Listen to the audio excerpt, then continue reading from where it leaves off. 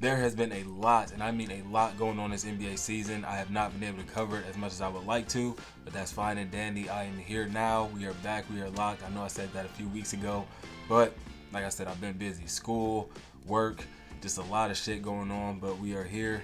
And the reason we are here today is to talk about a prevalent problem I've seen across the league since day one, and that is injuries. We have had numerous people, whether superstars, all-stars, role players, everybody on every team has at least one person injured, it feels like. It's now affected me personally directly because it's my favorite team has now lost our defensive anchor in Chet Holmgren. He went down last night in that game against the Golden State Warriors with a right iliac hip fracture. If you saw the play, he went up to defend Andrew Wiggins at the rim. A lot of contact there. Chet came down hard on his hip, and he was down for a while. You saw it. You could hear he was in pain. He was writhing in pain. It didn't look good. Once I seen how long he was down on the ground, I was like, yeah, this is serious. And the reason that really sucks for the Thunder is because neither Hart or Jalen Williams is able to play right now. They're both injured. Isaiah Hartenstein, we thought, would be this great rebounding asset next to Chet. Probably not in the starting lineup, but at some point they would play together. We just haven't been able to have that. Now we have no bigs. We have literally no bigs. We are a rangy team when it comes to height, as far as not really rangy. Everybody's more so 6'5" and up.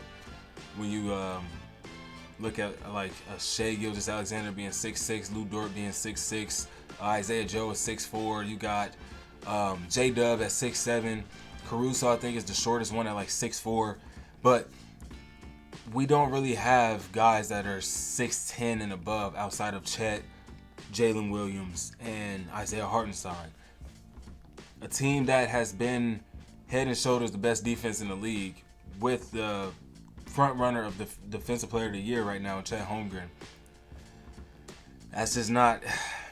It's not good, man. It sucks. It really sucks. And not only does it suck for the Thunder, it sucks for teams across the league, like a Phoenix Suns who just lost Kevin Durant when they've been looking so good to start the year, bro. 8-1 to start off the season. Kevin Durant in his first 9 games have been hooping.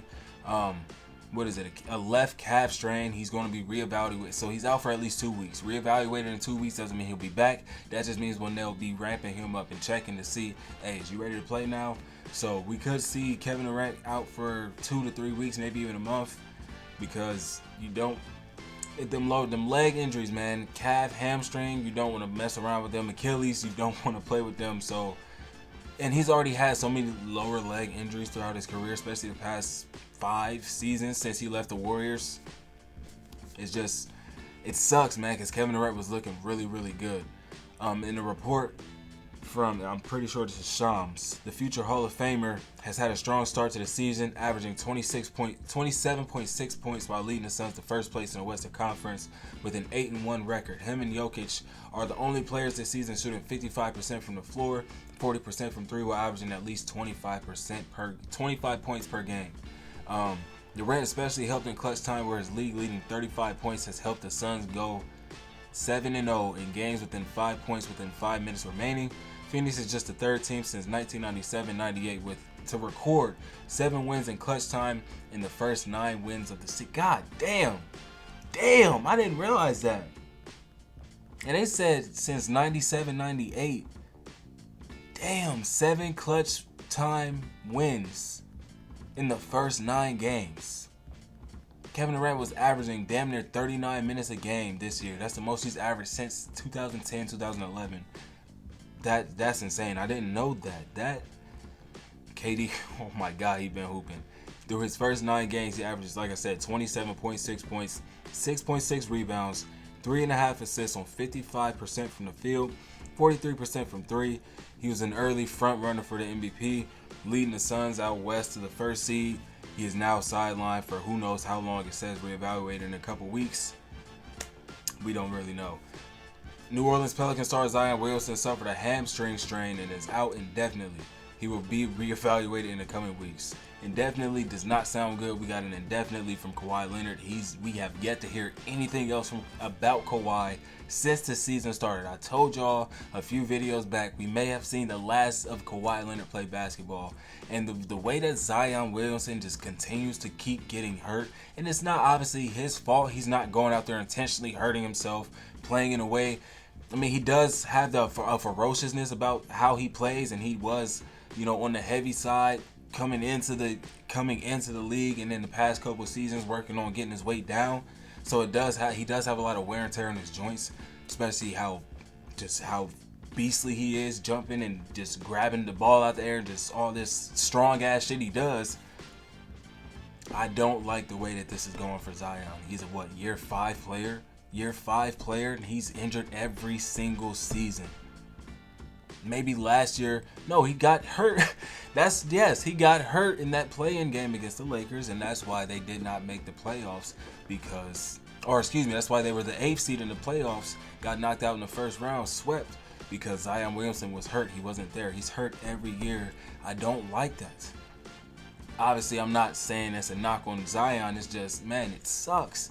It sucks. That's such a young, promising prospect coming into the league. Generational talent doesn't mean you're a generational player, but a generational talent such as himself goes through so much wear and tear at such a young age too, man. It really sucks. And he's not the only one. Paolo is not injury riddled as such as Zion, but Paolo went down earlier this year. Like, Paolo Banchero was hooping. He had the Magic looking like a very, very well, oiled machine. They were winning basketball games, and it was fueled through Paolo Banchero's play. As soon as Paolo goes down, they fall off the face of the earth. I'm not even watching Orlando Magic basketball at this point, bro, because I was watching for Paolo. He's one of my favorite players, one of my favorite young players in the league right now. And it's not no reason to watch the Magic, but for me, as a guy that isn't a Magic fan, I watch certain teams for certain players. Paolo was my player for that team. I'm not watching Orlando right now. Moving on to a new team, a new injury. Devin Vassell, he hasn't played yet this season, but he's set to make his season debut at home versus the Utah Jazz on Saturday, that just happened this past Saturday. Devin Vassell came back. Anthony Davis was dealing with a foot injury earlier this week. He also went down last night in that Raptors game with an eye injury, so Anthony Davis is getting banged up again. That's nothing new, but he's been playing through it. Last year, he played through a lot of wear and tear.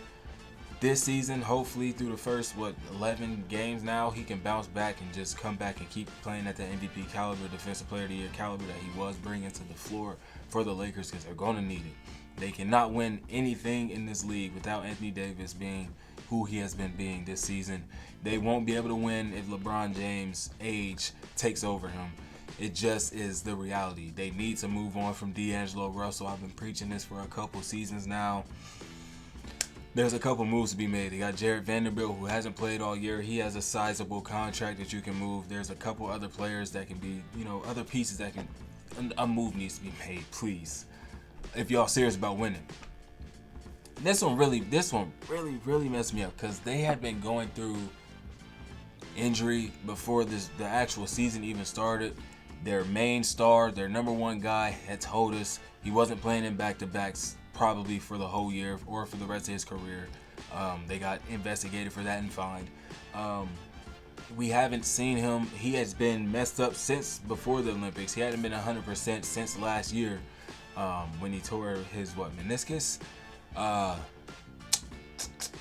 Their second star, their third option, had a bone bruise off of a hyperextended knee in the preseason, so he had been out. So their second option has been working as the first option, and their fourth option has been working as the second option, and that has led them to just 2 wins at this point. They're 2-8. If you don't know who I'm talking about, it's the Philadelphia 76ers. Paul George and Joel Embiid were the guys I was referring to. Joel Embiid, we still have yet to see, but he is returning tomorrow for that in-season tournament game. We shall see that. The NBA Cup kicks off tomorrow. That's another reason I'm here. I'm excited for that. Paul George came back a couple games ago. took a questionable shot late in the game against the Phoenix Suns when Tyrese Maxey had it rolling on his birthday. 32 points. Shout out to Maxey. And yeah, it just hasn't looked good. But now you lose out on Tyrese Maxey for a couple of weeks because of a right hamstring injury. He will be reevaluated in at least a week. He typically wants to play through every injury over the course of his career. But now that the Sixers have had such injury-riddled seasons with Joel Embiid, now Paul George gets here in his first season and he's hurt. They want to make sure that Tyrese Maxey is cool, so they're not going to let him play. But against the Clippers, he took that injury, or he acquired that injury with that right hamstring. He only had 12 points in 32 minutes, and you could tell something was off. He had been a bright spot for them all year, though, averaging 27 points a game. That is obviously the most he has averaged in his career. Playing a league high in minutes, 39.7 miles traveled per game, 3.5 miles this year. Only Luka Doncic has put up more shots than him. Like, Tyrese Maxey had been working his ass off to try and get the Sixers give them any kind of life. It just hasn't panned to wins. Last year, because of injuries, Maxey and Joel Embiid only played in 36 games together. They were 29-7 in those games, which is a very, very, very good ass record. You throw Paul George in that mix, it's going to be even better, right? That's what they were going off of. And Paul George in his few games, it was a shaky start, like I said, but he looked really, really good against the Clippers. 24 minutes, he had 18 points, 7 of 9 from the field, 7 rebounds, 3 steals. Like I said, only 24 minutes, though. He could have had, a better game had he played even more, maybe. But that's not the point. We have so many injuries. It's ridiculous. I have even more. I have a few more. Jeremy Sohan of the Spurs fractured his left thumb, and he's going to have surgery sometime this week. He had been averaging 15 points, 7.5 rebounds, and 3 assists. He had been having a great ass year. Aaron Gordon will miss multiple weeks because of a right calf strain. Everything is seeming to be calf and hamstring this year. I don't know what it is, man. He suffered an injury against the win against the Toronto Raptors, and ever since the Nuggets, they've been looking okay. Russell Westbrook has had he had a really, really good game. I forget who that was against. Oh, right, my Thunder. When they whooped our ass. I mean, it was a 2-point win, but they still whooped our ass.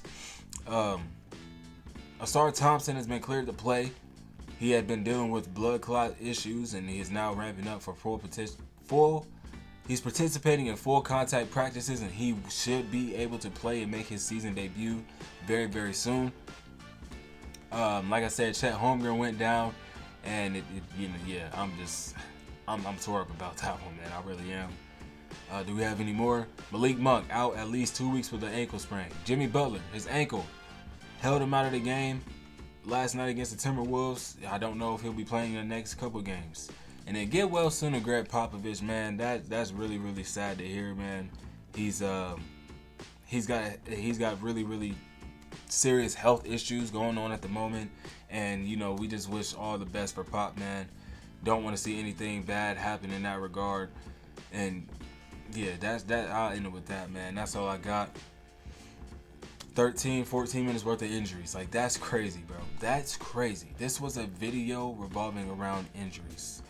I will have a podcast coming this weekend. I just, had to give y'all something, not just throw a 40 to hour long podcast at y'all. Just come back with a little something. I will definitely be covering the NBA Cup. I do have school this week, but I will try my hardest to bring y'all videos when I can. As always, it's your boy Reese. We are enjoyers of basketball around here. Ain't nothing changed. Y'all know the deal. I'll catch y'all on the next one. Peace.